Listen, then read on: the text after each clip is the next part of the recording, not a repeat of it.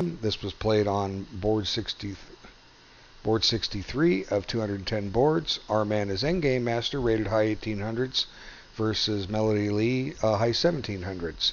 And let's have a look at the two games and see why the results ended up as they did. This one's going to end up a draw, and this should help people that are playing white or black in the Sicilian defense. I'll explain some of the ideas and plans you normally employ. So this is the Sicilian defense. Now the most usual move is knight f6. Now nothing wrong with what black did, but I want to make a point because you'll see. White now plays knight. If black plays knight f6, white normally plays knight c3, guarding the pawn. And now the c pawn is blocked. What black plays is an accelerated dragon. We call it an accelerated dragon because you're getting this g6 move in very quick. You're accelerating it a little quicker than it normally would be played. Okay. But this gives white an option to now play c4. Now, white could play knight c3, and there's nothing wrong with it. But it gives white the chance to play c4, which she does, and it normally wouldn't be available in a Sicilian defense. Now, I first noticed this, oh gosh, I was like 17 years old. I was watching I didn't really know a lot of opening theory. I knew the basic ideas of an opening, and I was watching a 1600 player playing white here, and in possibly the same position, he came up with the move c4. And I thought that was interesting, and with my limited knowledge of chess at the time, well, I guess I had some knowledge. My first rating was 1465. I deduced that he played that move because it wouldn't be available in a normal Sicilian if black plays the normal quick knight f6, because you're blocking the c pawn. So I thought, oh, hey, neat, you can get that move in. Now, is that move really all that good? Well, yes and no. It's black should be okay if he follows the book strategies. That's one thing about correspondence chess. You have access to the books and databases. You can play like a grandmaster for 25 moves, okay, or at least a dozen moves, okay. There are some plans to deal with this push, the c4 push. We call this the Maroczy bind. That's the name for it. Géza Maroczy was a Hungarian master of note, maybe back in the 1920s, 30s, somewhere in there. And I guess he used it, and they applied his name to it. But black has a way to deal with it, and I'll explain it. But not just yet. Let's get a few more moves in. And both sides continue to develop their pieces. And neither side really has a weakness whatsoever to speak of. And this is a very interesting move, knight c2. It's a positional idea. It's meant to keep control over the b4 and d4 squares. It's not planning to move there, it's just keeping pieces out. Much better to use a piece to do that than a pawn. And here, black kind of goes into a different tangent than what he's supposed to do. Now, what I mean by supposed to do, well, the recommended plan that the masters give. The masters have played these games, these openings, for anywhere from 50 to 150 years. So a lot of these things have set strategies that one is supposed to use that's been determined to be adequate based on master experience. Now, how do you learn these things? Well, you're going to learn one right now. You just basically keep absorbing chess knowledge, and look at games and watch videos, read books, and you will eventually be exposed to all the wide variety of strategies that are available. And one plan for breaking the Maroczy bind, and the name Maroczy bind sounds a little intimidating, just with the word bind thrown in there, because you're a bind, that's something where like a snake has you in when he's wrapping around you and squeezing the life out of you. Well, black has ways to counter this Maroczy bind. And one is you have to slowly, carefully prepare a b5 push. And you're going to eventually force this pawn off the board. It might be trading this way. And then black aims to get a d5 push in. And if black does that, black should equalize the game. And whoever plays the best chess wins. Now, what's white supposed to do? Well, white's supposed to keep developing, keep control of the center squares, and make sure that he always, if he can hold off black from getting that plan in as long as you can, and without weakening your own position, and keep maintaining a slight space advantage, because you see white has 2 pawns in the center, black on the 4th rank. Black has his pawns aren't beyond that point, so white has a little bit of space advantage. So white's trying to maintain, not let the black pieces maintain that space, not let the black pieces out of the box, so to speak, where they suddenly create all kinds of threats. But what happens is black doesn't employ this plan. And what does that mean? Well, it means that we don't get to see an example of how you're so-called, quote-unquote, supposed to play this. It doesn't mean that black played it bad. What it means is that black didn't follow the normal plan. That's what it means. And just on a slight tangent, I've covered the exchange variation of the Queen's Gambit decline with the minority attack. And that minority attack can also occur with colors reversed in a Caro-Kann exchange variation. There is a plan for a minority attack. Both sides are supposed to conduct a minority attack trying to create a weakness in the opponent's position. I had a game 30 years ago that I've referred to where I was playing the white side of the Queen's Gambit declined, and the minority attack position came up, and I started following my plan. And as I tell people, I didn't do anything brilliant at all. I didn't find any triple exclam move. I didn't pull a rabbit out of my hat, so to speak. All I did was follow the moves that were recommended by the theoreticians. And while I was busy doing that, my opponent wasn't doing what he was supposed to do. He wasn't conducting his own minority attack. He started dancing his pieces around on the king side, and he ended up dropping a piece. And I won a piece, and then I won the game. So does that mean black's going to lose if he's not going to follow the plan? No, it doesn't. But maybe against a stronger player, it could be. It could be what happens. Okay, let's move forward and see how this game develops. Black looks like is aiming at c4, but he's not aiming for c4 with his b pawn. And here I don't like the move a3. I think but white has a plan here. It weakens the b3 square. Since black isn't going about his way to get this b5 break in, theoretically this rook belongs on b8, by the way, just to help support it. The other rook comes to c8. Since black's not doing his plan, white should just solidify his position. A much better move would be, you can get this rook off the long diagonal and then get ready to play b3. And then white has a rock solid position with no weaknesses whatsoever. And this knight can hop into d5, which is a nice powerful post. Anyway, I think a3 gives her a little bit of an awkward game here. And now black decides to transfer a knight over to the queen's side, open up that diagonal, and white chases the queen out. She goes back to where she started. And now white's trying to grab a little space, taking advantage of the fact this knight is not on f6 and able to kick that bishop out. Okay. So black does a little bit of remaneuvering. Whoops, hit the wrong button. Brings the knight back to b8. Now this pawn is not hanging. b6 apparently will trap the bishop. Okay, so bishop d4. And now comes a little bit of a combination, followed by a bunch of desperados. And we'll come back and talk about this position in just a moment as to what possible ideas are. Watch the two queen's bishops start desperadoing. Okay, take a rook, take a rook. Grab a pawn. Now white's won his pawn back, or her pawn back, and black has a weakness on d6. So, but the bishops have come off the board, and the game is reasonably even. But we'll talk about this position in a moment. I just want to cover one possible line in here just to show it. Could white have taken advantage? Why isn't it backing things up, or is it? Could white take advantage of the presence of this piece on this square?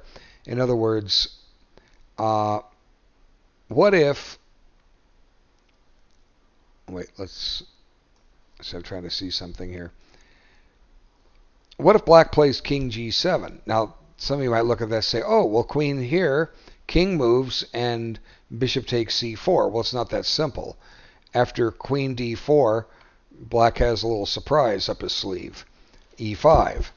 And suddenly, white's in a little bit of a trouble here. He can't grab this pawn because now you're going to take this, and the rook is going to come down here and grab a knight. Black will be ahead of piece. So white's kind of forced into the desperado situation that's happened.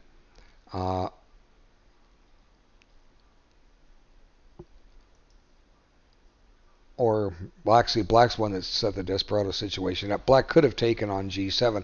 I think it might have been a better move, give white a chance to make a mistake. Anyway, but I said we'd talk more about this position once we cover that other little line. I'm thinking that white's a little better here, but because we've had two sets of minor pieces traded, the bishops, a lot of the winning chances are gone. And the game is going to be kind of sterile for the next dozen or so moves, and it ends in a draw. Attacking a7. Okay. And, but black only really has one weakness, this pawn on d6. That's a starting point for white, but white couldn't coordinate anything against it. I don't think h3 really helps, but, it's not my prejudice against these rook pawn moves. Let's get this rook active. Let's get this rook in the game. Let's try to utilize this d5 square to the best of our ability. Figure out a plan based on that. Or this knight is kind of effectively neutralized going forward. How about think about redeploying it? Maybe if we can get this knight to e3, we can anchor a knight on d5. It requires a little maneuvering. But h3 doesn't really help while white maneuver his pieces. And black's getting counterplay in the center, attacking white's weak e4 pawn. And they just kind of like bounce around a little bit with the pieces. Neither side's got really any clear invasion point here, although f6 is a little weak, but white can't exploit it. b6 is a little weak, and the queen is tied down to it. d6 is weak. But then white's advanced pawns are somewhat weak, too. We've seen white tied down to guarding the pawn on e4. Let's move forward.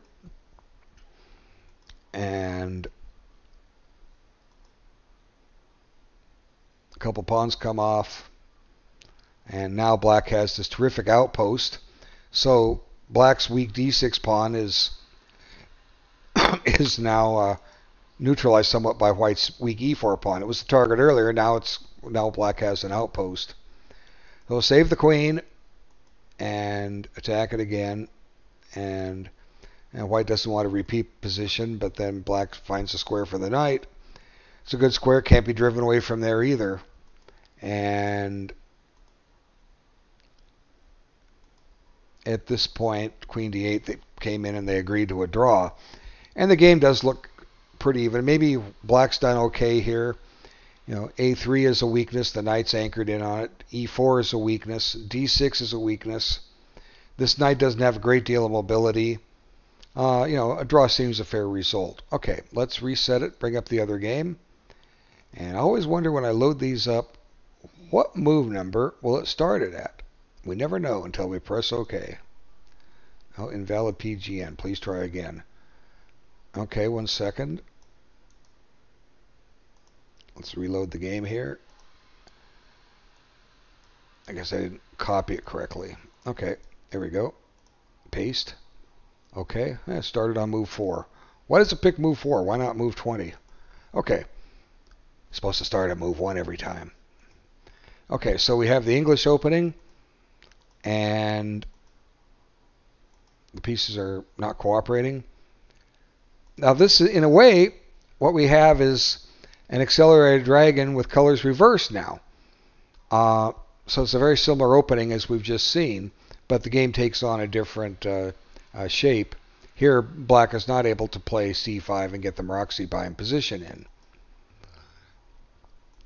Okay, but And b3 is not the normal move. The normal move is knight c is to put the pawn on d3, develop the knight to c3, and go from there. But b3 is certainly playable.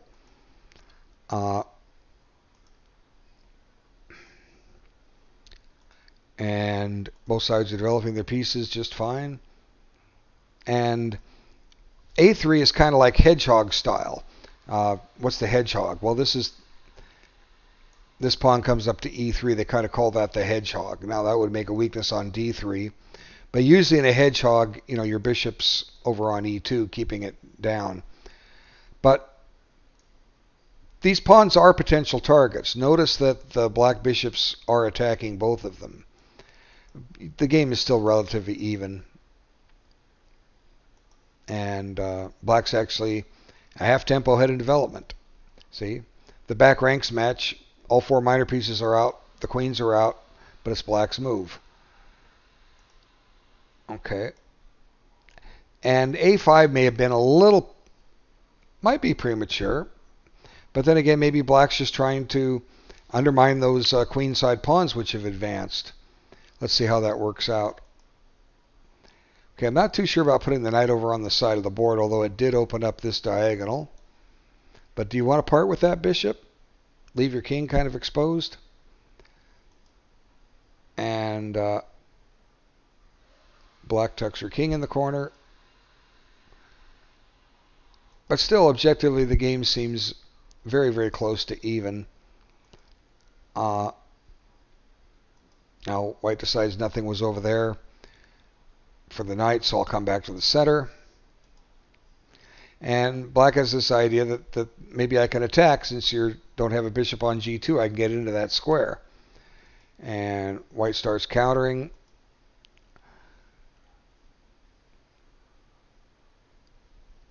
And at this point, what black has done is sacrificed a pawn. And black is going to try to justify that she can get somewhere with this, and leads to a very interesting move here. Knight f4. Now, white's pretty much forced to take the knight on f4 because there's a serious mate threat right here. Okay, and this leads to an imbalanced position. White is a pawn ahead, but the white pawn structure is a little shaky. h2 is isolated. b5 could be exposed. a3 is hanging. White decides to go pawn hunting and let the king position be damned, so to speak. But this does menace another pawn. It does attack a bishop. White's trying to prove that I can grab material and hold on to it. And in effect, that's what's going to happen. Black gets some play and some activity here, but there it comes the price of another pawn. And there is no perpetual check to bail black out. It's just like black just doesn't get enough play here. Even though it gets one pawn back and black has a passed h pawn, I don't think it's just quite enough compensation. So the knight's pinned. While the white's pieces are on the side of the board, but then you could say that so are black's. Pretty much on the side of the board. And white just tries to improve his position little by little. Now a threat on f2 that needs to be dealt with. But e3 is safe and secure. And clears the back rank, rends the pawn. But here, let's see. Black tries h4. Very interesting move. I did say he has a passed h pawn. Now look at it. It's threatening to run right up the board. And white's not really... It's not easy to see exactly how white stops that pawn. The knight's pinned. The king would have to move to unpin the knight. How does white get a rook over there? How does white get anything over there? Well, white finds the one move, queen c4. I'm sorry, queen e6. That stops the pawn from moving. Maybe black should consider a move like queen g2. The idea of trying to get this pawn in there to score a touchdown, but doesn't. Black decides to liquidate liquidate a pawn, get a pawn back. And black's only down a pawn, but that changes. And even though white's king is in the center, it seems reasonably safe. And black's got some activity here. That passed h pawn is providing a little bit of counterplay. But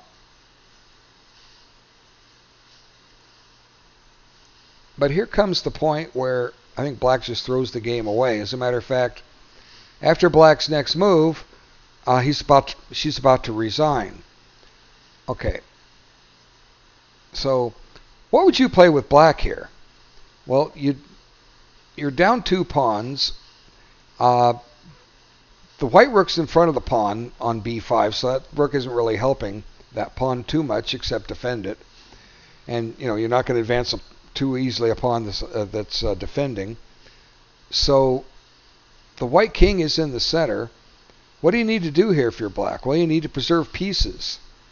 Consider moves like queen g6, just keeping pressure on this diagonal. Queen f7, pressure on this diagonal. There's a check threat on a2. Maybe even queen e8. Keep pressure on b5. I think each one of those would give black a reasonable amount of play. And notice that after each one of those, it looks like black's probably threatening rook takes d4 because there's a pin. But black instead opts to trade queens when he had the better queen. And black makes one more move. And at this point, black looks at this and says, I'm going to lose, and resigned. So black traded queen, made one more move, and then resigned. It just seemed to me like black should have, if black was going to trade queens, black should have foreseen this position and realized that white's standing better. But let's just back it up slightly and look at that position again. See, queen h5 check.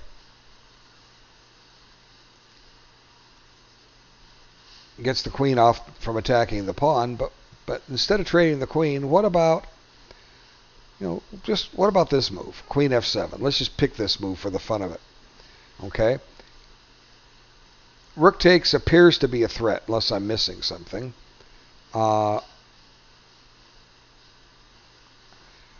Queen a2 could be annoying. White can't step into a pin. With knight d2, he's going to lose it. You can't give up the rook. King here, just keeping the king in the center.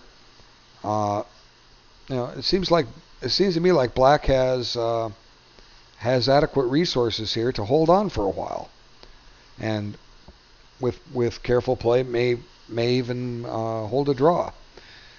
But that's where you analyze games out. You sit here and you play with this. This is a great exercise. How does white defend this position? He probably doesn't want to lose the pawn on d4, especially because that even opens up another file. The black rooks are suddenly getting very active. I'm not sure exactly how white holds this position. You could maybe we can't play rook c4. You could play rook d1, I suppose. But here's that check for what it's worth. And now you can't put the king on d1, so you got to block with the knight, I think. And even though this pawn is under a little bit of pressure, let it go. Let's just take this pawn. Let's activate things. Now that might be a mistake. There's a check, and if king up, suddenly white has checkmate. See, there's always stuff in chess, but you can't just trade off a queen and play one move and then resign. You got to look for ways to, when you're down material. In this case, a couple pawns. You got to keep the queens on and try for what you can get. Oh well, there's definitely plenty to analyze out of this. I could spend an hour on it, but I'll leave it to the players of the game and those that are studying. When I study positions, to set this up and see what you can come up with. And I'll be back as soon as I can with another video. Thanks.